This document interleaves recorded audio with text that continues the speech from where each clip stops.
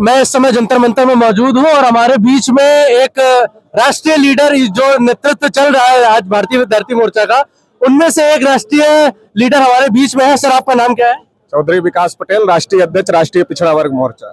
तो आज का जो ये विद्यार्थियों का जो पूरा आंदोलन है, पेपर लीक को लेके जो भी लेके आप मुद्दे लेके आए हैं, उसमें राष्ट्रीय पिछड़ा वर्ग मोर्चा किस तरह उनको समर्थन दे रहा है? राष्ट्रीय पिछड़ा वर्ग मोर्चा इसलिए समर्थन दे रहा है कि देश में जिस प्रकार से शिक्षा का बाजारीकरण और निजीकरण हो रहा है, उससे देश में छात्रों युवाओं का जो भविष्य है वो संकट में पड़ गया है। क्योंकि एक तरफ जो गवर्नमेंट के प्राइमरी स्कूल है उसको बंद करने की साजिश पूरे देश भर में चल रही है, उसको बंद किया जा रहा है। प्राइवेट स्कूलों को, प्राइवेट कॉलेजों को, प्राइवेट यूनिवर्सिटियों को बढ़ावा दिया जा रहा है, जिससे आम आदमी के जो बच्चे हैं उन बच्चों के पास इतनी क्षमता नहीं है फीस भरने की कि वो प्राइवेट स्कूलों में जाकर पढ़ सकते हैं। तो ये बहुत बड़ी साजिश हो रही है और पूंजीपतियों के हाथ में एजुकेशन को दिया जा रहा है। दूसरा, बड़ी मुश्किल से जब स्टूडेंट पढ़ लेता है तो ये परीक्षा वो परीक्षा और फिर परीक्षा के बाद पेपर लीक, और कहीं से भी रोजगार की कोई व्यवस्था नहीं है। रोजगार में लगातार कटौती चल रही है और एजुकेशन को लगातार महंगा किया जा रहा है। तो इसलिए आज ये जरूरत है कि देश के छात्र नौजवान इस बात को समझें और उनके गार्जियन भी इस बात को समझें और वो इसके लिए सड़कों पर उतरें, नहीं तो आने वाले समय में जो बच्चों का भविष्य है वो अंधकारमय होगा। आपने अपने मुद्दों में एक नई शिक्षा नीति को भी रखा है। नई शिक्षा नीति किस तरह आपको लग रहा है कि आपके जो आंदोलन है और ये जो युवा है उनको किस तरह नुकसान पहुंचा है? नई शिक्षा नीति में जो तमाम प्रकार की व्यवस्थाएं दी गई है, उसको एक तो उसमें जो अभी तमाम पेशे आधारित व्यवस्था दी गई है कि भाई आप कोई कुम्हार का काम सीखना चाहता है, कोई लोहार का काम सीखना चाहता है, कोई बढ़ई का काम सीखना चाहता है, तो एक प्रकार से जो पुरानी जाति व्यवस्था थी उस प्रकार से इसको प्रेरित करने का काम किया जा रहा है। दूसरी प्रकार से जो एजुकेशन को लगातार महंगा किया जा रहा है और ये आम आदमी के पहुंच से लगातार दूर किया जा रहा है, निजीकरण बड़े पैमाने पर शिक्षा का हो रहा है। प्रधानमंत्री जी का कहना है कि हम स्किल अगर दे रहे हैं तो उसका स्किल से और जातिवाद के लेकर आप क्या स्किल और रोजगार में क्या अंतर है? स्किल होने के बाद भी रोजगार कहाँ है? आप जितने पिज्जा डिलीवरी बॉय हैं, आप पूछो उनको कितना पढ़े लिखे हैं, तो आपको ग्रेजुएट मिलेंगे, आपको पोस्ट ग्रेजुएट मिलेंगे। तमाम जो डिलीवरी करने वाले लड़के हैं, आपका रैपिडो चलाने वाले लड़के हैं, आपका ओला चलाने वाले लड़के हैं, वो ग्रेजुएट पोस्ट ग्रेजुएट है। आप कहाँ उनको नौकरी दे रहे हो? योग्यता होने के बावजूद भी आप उनको नौकरी कहाँ दे रहे हो? एक तो प्राइवेटाइजेशन की वजह से सरकारी नौकरियां लगभग समाप्त हो रही है और दूसरी तरफ जो प्राइवेट सेक्टर है, तो प्राइवेट सेक्टर में भी नौकरियों में कटौती की जा रही है। तो बताइए देश का नौजवान कहाँ जाएगा? प्रधानमंत्री जी जिसके हित की बात करते हैं उसी के खिलाफ बात करते हैं। मान लो अभी विद्यार्थियों को कहा कि आपके लिए अच्छा कर रहे हैं, विद्यार्थी सड़क पर है। किसानों को कहा तुम्हारे लिए अच्छा कर रहे हैं, किसान सड़क पे है। कश्मीरियों को कहा 370 हटाया, तुम्हारे लिए अच्छा किया, कश्मीरी सड़क पर थे। आप बताओ, जिसके लिए अभी मुसलमानों के लिए बिल लाया तो मुसलमान कह रहे हैं हमारे खिलाफ में वक्फ का संशोधन बिल। तो आप ये बताओ कि आप जिनके लिए लाते हो कम से कम उनसे तो सलाह मशवरा कर लो, भाई उनके हित का है कि नहीं है।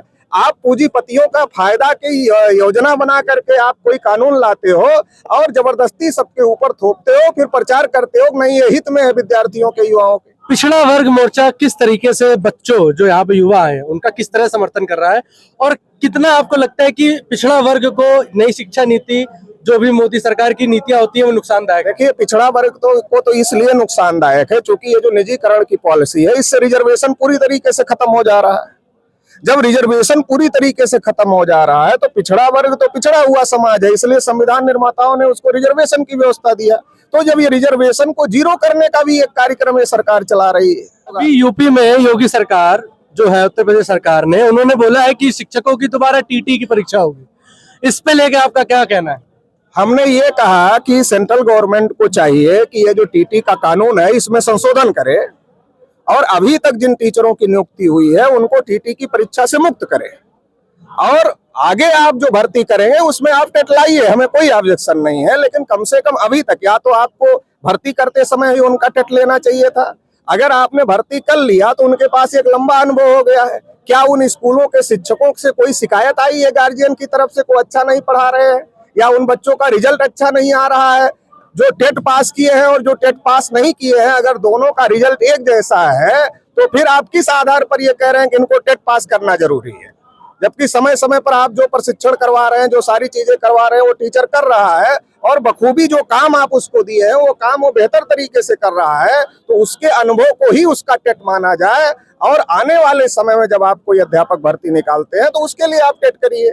आपने आज के जो युवी आंदोलन है इसमें आपने उत्तर प्रदेश में जो 30,000 स्कूल बंद हो रहे हैं, जिसमें से 5,000 बंद भी हो चुके हैं शायद, वो भी मुद्दा आप लोगों ने इसमें जोड़ा है। उत्तर प्रदेश में जो स्कूल बंद हो रहे थे उसके खिलाफ हम लोगों ने योगी आदित्यनाथ का लखनऊ में घेराव किया था शिक्षा निदेशालय का, तो उसके बाद उस फैसले को शिक्षा मंत्री को प्रेस करके वापस लेना पड़ा। तो अभी ये राष्ट्रीय स्तर का आंदोलन है, इसमें उत्तर प्रदेश भी शामिल है और पूरे देश के जो स्कूल मर्जर का और स्कूल बंद करने का अभियान सरकारें चला रही हैं। 3-4 राज्य को छोड़कर बाकी सभी राज्यों में स्कूल कम हो रहे हैं, तो इसलिए ये बड़ा मुद्दा है और राष्ट्रीय स्तर का मुद्दा है और ये आम लोगों से, पिछड़ा, शेड्यूल कास्ट, शेड्यूल ट्राइब, जो कि गरीब तबके के लोग हैं, खास तौर से उनसे जुड़ा मुद्दा है। पर कहीं ना कहीं आपको लगता है कि जब युवा यहाँ आता है तो वो कहीं ना कहीं अपनी जो तैयारी कर रहा है जिस चीज की, वो उससे थोड़ा सा भटक जाता है ऐसे आंदोलनों में आके? हम लोग एक नारा देते थे जब पढ़ते थे कि लड़ो पढ़ाई करने को, पढ़ो समाज बदलने। तो आज जो परिस्थितियां सरकार क्रिएट कर रही है, हम तो पढ़ना ही चाहते हैं, पढ़ने के लिए ही आते हैं, लेकिन सरकार जो परिस्थितियां क्रिएट कर रही है उन परिस्थितियों में अगर हम अपने हक अधिकारों के लिए लड़ेंगे नहीं तो फिर हम पढ़ाई भी नहीं कर पाएंगे, क्योंकि पढ़ाई के सामने ही तो सारा अवरोध पैदा किया जा रहा है। अगर बच्चों के पढ़ाई के सामने अवरोध ना हो तो छात्रों को, नौजवानों को सड़कों पर उतरने की क्या जरूरत है। सरकार ये गारंटी ले ले कि कोई आदमी जितना पढ़ेगा उसको पढ़ाने की जिम्मेदारी सरकार की है और पढ़ने के बाद उसको उस योग्यता के अनुसार रोजगार देने की जिम्मेदारी सरकार की है, तो छात्रों, नौजवानों को सड़क पर उतरने की क्या जरूरत है। मेरा एक आखिरी सवाल, सरकार ही मजबूर कर रही उतरने के लिए। मेरा एक आखिरी सवाल आपसे कि वो दोस्त दूसरों के ऊपर मरती है। अच्छा, मेरा आखिरी सवाल आपसे एक है कि ये जो आंदोलन आपने किया, ये आपने जो SC, ST, OBC और माइनॉरिटी के बच्चों के लिए आंदोलन है, क्या देश के बाकी वर्ग के SC, ST, OBC माइनॉरिटी के बच्चे कर रहे हैं, लेकिन ये मुद्दा केवल उन्हीं का नहीं है, ये दूसरे लोगों, अगर ये जो मुद्दे हैं अगर ये लागू होते हैं, निजीकरण बंद होता है तो सारे लोगों का फायदा होगा। अगर रोजगार गारंटी की कोई योजना सरकार लाती है तो सबको फायदा होगा। एजुकेशन अगर सबके लिए सुलभ होती है तो सबको फायदा होगा। लेकिन हम लोग इस लड़ाई को लड़ रहे हैं, लीड कर रहे हैं। ठीक है, बहुत बहुत धन्यवाद आपका हमारे साथ जुड़ने के लिए। अगर आपको हमारा वीडियो अच्छा लगा तो वीडियो को लाइक शेयर जरूर करें और बाकी वीडियोस देखने के लिए हमारे चैनल को सब्सक्राइब जरूर करें। धन्यवाद।